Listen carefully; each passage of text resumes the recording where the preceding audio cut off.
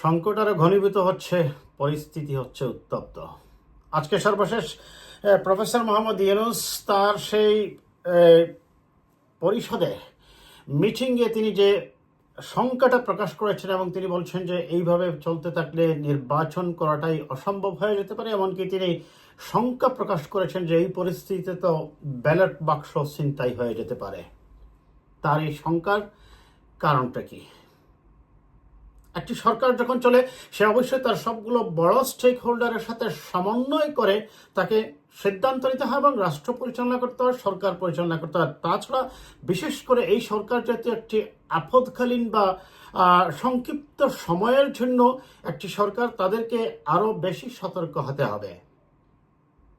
তার এই অবস্থান নিয়ে সম্ভবত আইসিটি মন্ত্রণালয়ের দায়িত্বে যিনি আছেন, একজন উপদেষ্টা তাইয়েব সম্ভবত ওনার নাম, উনি একটি স্ট্যাটাস দিয়েছেন যে প্রধান উপদেষ্টা পদত্যাগ করছেন না। অবশ্য তার কিছুক্ষণ পরেই তিনি সেই স্ট্যাটাসটা আবার তুলেও নেন। তিনি বলেছেন যে সেটি একান্তই তার নিজস্ব মতামত। সবকিছু মিলে পরিস্থিতি আসলেই উত্তপ্ত, শঙ্কিত এবং নির্দিষ্ট লক্ষ্য ছাড়াই সরকার পরিচালিত হচ্ছে বলে এখন মনে হচ্ছে। এই সরকার স্বল্পকালীন সরকার, এবং একটু আগে আমি যখন কথা বলছি তার জাস্ট 2 ঘন্টা আগে পরিবেশ উপদেষ্টা সম্ভবত উনি হ্যাঁ কথা বলেন উপদেষ্টা সৈয়দ রেজওয়ানা হাসান সরকারের অবস্থান ব্যাখ্যা করছেন। আমি সেটা ডেইলি স্টার থেকে তার বক্তব্যের কিছু অংশ পরে শোনাবো দর্শক। এখন প্রশ্ন হচ্ছে, এই সরকারের এইভাবে চলতে থাকলে তারা কি নির্বাচন পর্যন্ত যেতে পারবেন কিনা, এবং এই সরকারের এখন আশু করণীয় কি? অন্যদিকে দেশের অন্যতম রাজনৈতিক স্টেক হোল্ডার, প্রশাসনিক স্টেক হোল্ডার সেনাবাহিনীর সাথে তো সরকারের মতবিরোধ তৈরি হয়েছেই, অন্যদিকে দেশের বড় রাজনৈতিক স্টেক হোল্ডার বিএনপির সাথে সরকারের পরিস্থিতি কেমন যাচ্ছে? সরকার বিএনপির পক্ষ থেকে অভিযোগ করা হয়েছে যে তারা 4 দিন থেকে চেষ্টা করছেন তার সাথে সাক্ষাতের, তারা কোনো ধরনের সাক্ষাৎ পাচ্ছেন না। অন্যদিকে জামাতে ইসলামের আমিরও বলছেন সর্বদলীয় সভা আহ্বান করার জন্য, সেটার ব্যাপারেও কোনো ধরনের অগ্রগতি নেই। অথচ 1 ঘন্টার নোটিশে এনসিপির প্রধান জনাব নাহিদ গিয়ে সাক্ষাৎ করতে পারলেন প্রধান উপদেষ্টার কাছে। প্রধান উপদেষ্টা ডক্টর মোহাম্মদ ইউনূস কি আসলেই কোনো জায়গায় তিনি ভুল করছেন কিনা, কিংবা ভুল মানুষের পরামর্শ নিচ্ছেন কিনা, প্রশ্ন কিন্তু থেকেই যায়। তবে তার আগে আমি প্রথমে দেখে নেই, আমি আসবো আমার বিশ্লেষণ দর্শক। প্রথমে দেখে নেই রেজওয়ানা হাসান আজকে যে বক্তব্যটা দিয়েছেন, তার সেই বক্তব্য বাস্তবে মাঠের রাজনীতিতে রাজনৈতিক দলগুলার চাওয়া এবং পাওয়ার সাথে কতটা সামঞ্জস্যপূর্ণ। তিনি বলছেন ডিসেম্বর থেকে জুনের মধ্যে নির্বাচন অনুষ্ঠিত হবে এবং তার একদিনও এদিক সেদিক হওয়ার কোনো সুযোগ নেই বলে নিশ্চয়তা দিয়েছেন অন্তর্বর্তী সরকারের পরিবেশ বন ও জলবায়ু পরিবর্তন পানি সম্পদ মন্ত্রণালয় উপদেষ্টা সৈয়দা রেজওয়ানা হাসান। এই কথাটা প্রথমে একটু বলি দর্শক। যদিও বিএনপি বলছে যে নির্বাচন অক্টোবরেও করা যাবে, এগিয়ে আনা যাবে, তবে আমার মনে হয় না ডিসেম্বরে যদি নির্বাচন হয় বিএনপি খুব একটা বড় ধাগে আপত্তি জানাবে। কিন্তু বিএনপি যেটা চাচ্ছে প্রথম থেকে, তারা বলছে যে আমরা নির্বাচনের একটি সুনির্দিষ্ট রূপরেখা চাই। কিন্তু এই সরকার এই রূপরেখা না দিয়ে বারবার এই জিনিসটাকে গুলাটা করছে। এমনকি বিএনপি দফায় দফায় মিটিং করেছে এবং সর্বশেষ যে মিটিং থেকে বের হয়ে এসে বিএনপি বলছিল যে আমরা মোটেই সন্তুষ্ট হতে পারিনি, কারণ বাংলাদেশের প্রেক্ষাপটে মে জুনে নির্বাচন হওয়া সম্ভব নয়। সেটা হতে হবে মার্চের মধ্যেই বা এপ্রিলেও অনেক সময় বৃষ্টি শুরু হয়ে যায়। মার্চের যেহেতু রমজান আছে, ফেব্রুয়ারি সম্ভবত 17 তারিখের দিকে রমজান রোজা শুরু হবে। সো হার্ডলি আমাদেরকে ফেব্রুয়ারি 10 থেকে 15 তারিখের মধ্যে নির্বাচন শেষ করে ফেলতে হবে। এই কথাটা কেন ডক্টর ইউনূস সাহেব এতদিন থেকে পরিষ্কার করলেন না আমি জানি না, কি ওইখানে লুকিয়ে আছে। তিনি আরো বলছেন, প্রধান উপদেষ্টা যদি কোনো সিদ্ধান্ত নেন কোনো ব্যাপারে, আমি প্রথম থেকেই বলে এসেছি, তিনি একটা সময় দিয়েছেন ডিসেম্বর থেকে জুনের মধ্যে নির্বাচন, তার একদিনে এদিক সেদিক আর সুযোগ নেই। এখন কিছু গুরু দায়িত্ব আছে, সেগুলো পালনের সঙ্গেও তো মাসের একটা সম্পর্ক থাকতে পারে। তার যদি কিছু বলার থাকে, আমি নির্বাচনের প্রশ্ন বলেছি, অন্য দায়িত্ব পালনের প্রশ্ন বলেছি, সেটা তার কাছ থেকেই শুনবেন। তিনি বলেন, রেজওয়ানা বলেন, আমাদের এই দায়িত্ব জাতীয় দায়িত্ব। আমরা আগের থেকেই বলেছি আমরা ক্ষমতায় নেই, দায়িত্বে আছি।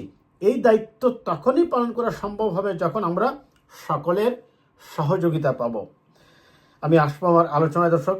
আমি মূল যে কথাটা তিনি বলছেন সেটা হচ্ছে যে আমরা গভীরভাবে মোকাবেলা করছি, প্রতিবন্ধকতাগুলো আদৌ মোকাবেলা করতে পারবো কিনা, যদি মোকাবেলা করতে পারি কিভাবে করব, না যদি না পারি তাহলে আমরা আমাদের করণীয় কি হবে। চাপে আছেন কিনা তিনি বলেন, আপনি সচিবালয় থেকে যমুনায় মিটিংয়ে যাবেন কিন্তু যেতে পারবেন না, রাস্তা বন্ধ, অনেক সমস্যা এমন আছে। তিনি মূলত ওই আন্দোলনকে ইঙ্গিত করেই কথা বলেছেন। এখন দায়িত্ব পালন করতে পারছেন কিনা সাংবাদিকদের এমন প্রশ্নের জবাবে তিনি বলেন, আমরা অনেক প্রতিকূল পরিস্থিতির মধ্য দিয়ে অনেক দূরে গিয়েছি।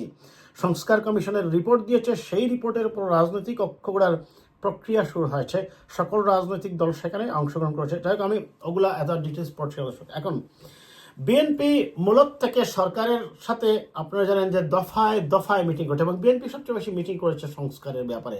পৃষ্ঠার পর পৃষ্ঠা তারা সংস্কারের ব্যাপারে প্রস্তাব করেছে। প্রশ্নটা এই জায়গায় নয়। আজকে যেমন 9 মাস পরে এসে প্রধান উপদেষ্টা বলছেন যে তিনি নির্বাচন নিয়ে শঙ্কিত, এমনকি এভাবে চলতে থাকলে তিনি যখন বলছেন যে ব্যালট পেপারও ছিনতাই হয়ে যেতে পারে, এটা কি একটি শক্তিশালী সরকারের বলার কথা? এবং আপনি 9 মাস পরে এসে কেন এই উপলব্ধি আপনার হলো যে আপনি নির্বাচন করতে পারবেন না? আপনি সংস্কারের কথা বলছেন, আপনি তো বলেছেন যে আপনি ওয়েবসাইটে দিয়ে দেবেন। তাহলে যে দল যেগুলা সংস্কার মেনে নিয়েছে আর যে দলগুলা যে সংস্কারটা মেনে নেয়নি, আপনি এটার একটা চার্ট করেন। আপনি তো বলছেন ওয়েবসাইটে দিয়ে দেবেন, তাহলে ওয়েবসাইটে দেন। জনগণ দেখবে যে কোন দল কতটুকু সংস্কার মেনে নিয়েছে এবং কোন দল কতটুকু সংস্কার মেনে নেয়নি, এবং জনগণ তখন সিদ্ধান্ত দেবে কাকে তারা চুজ করবে এবং কাকে তারা রিজেক্ট করবে। এখন সবচেয়ে বড় যেটা সমস্যা হয়ে গিয়েছে, একদিকে যেমন সেনাবাহিনীর সাথে সরকারের শুরু হয়েছে মতদ্বৈততা। বিএনপির জনাব সালাউদ্দিন সাহেবকে প্রশ্ন করেছিল সাংবাদিকরা, আপনারা কি ডক্টর ইউনূসের চলে যাওয়া চান কিনা বা সমর্থন করেন কিনা? তিনি বলেছেন যে আমরা আশা করি ডক্টর ইউনূস কন্টিনিউ করবেন, তবে তিনি যদি আবেগে চলে যেতে চান সেটা তার নিজস্ব ব্যাপার। তার মানে কি দাঁড়াচ্ছে? বিএনপিও খুব যে শক্তভাবে চাচ্ছে উনি থাকতে, আমার মনে হয় না। কেন এই পরিস্থিতি হলো?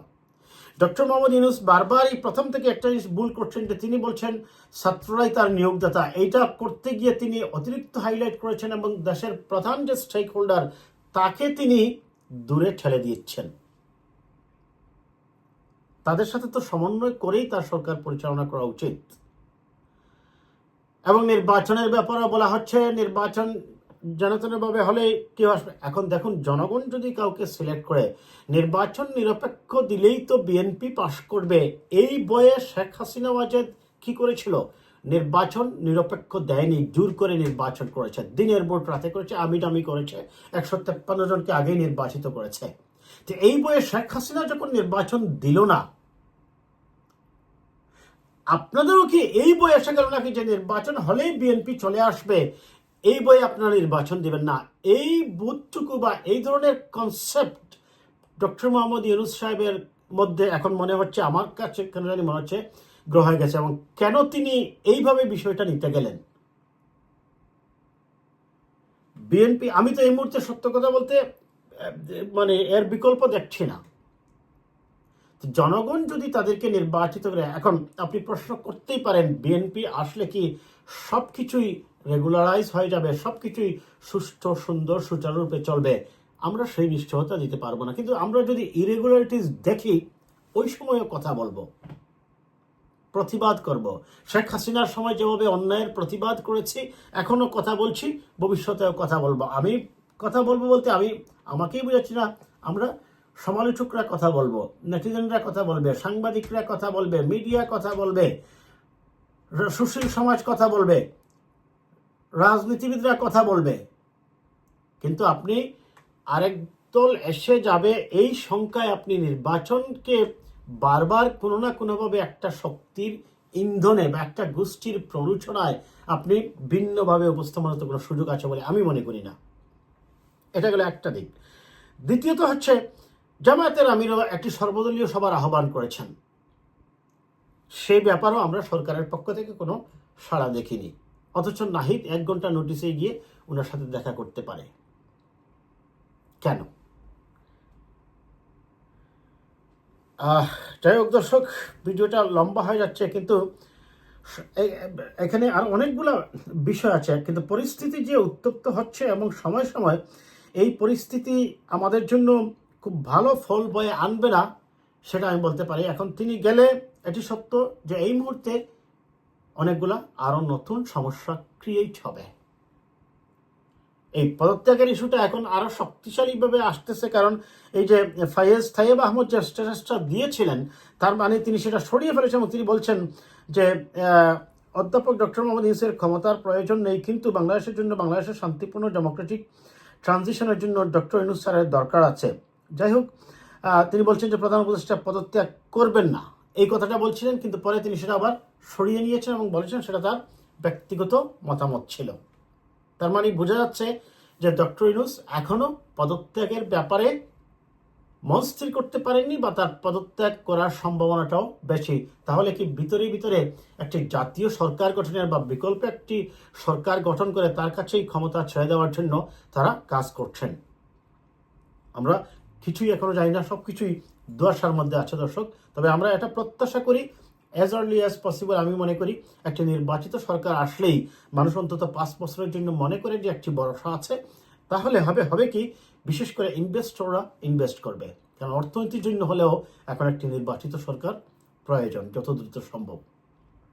পাশাপাশি সংস্কার যতগুলো তারা করতে পারেন করবেন, বাকিগুলো তারা প্রস্তাব করে যাবেন, জাতির সামনে উপস্থাপন করবেন, মিডিয়ায় উপস্থাপন করবেন, বলবেন যে আমরা এই প্রস্তাব করে গেছি, আমরা এগুলো শেষ করতে পারিনি। এবং বিচার প্রক্রিয়া হচ্ছে চলমান প্রক্রিয়া, বিচার চলতেই থাকবে।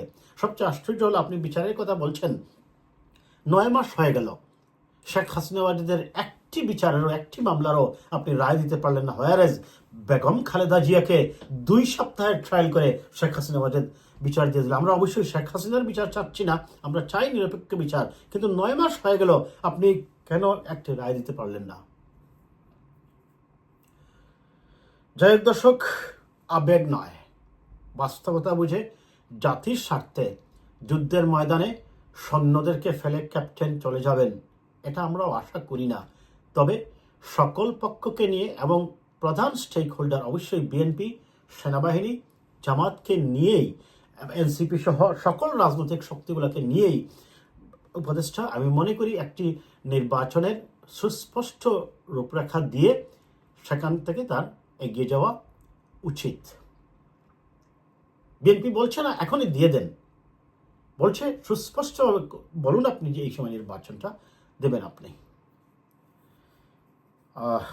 যাই হোক, আমরা কোনো অগণতান্ত্রিক পন্থায় বাংলাদেশের আকাশ আবার কালো মেঘে আচ্ছন্ন হোক, সেটা চাই না।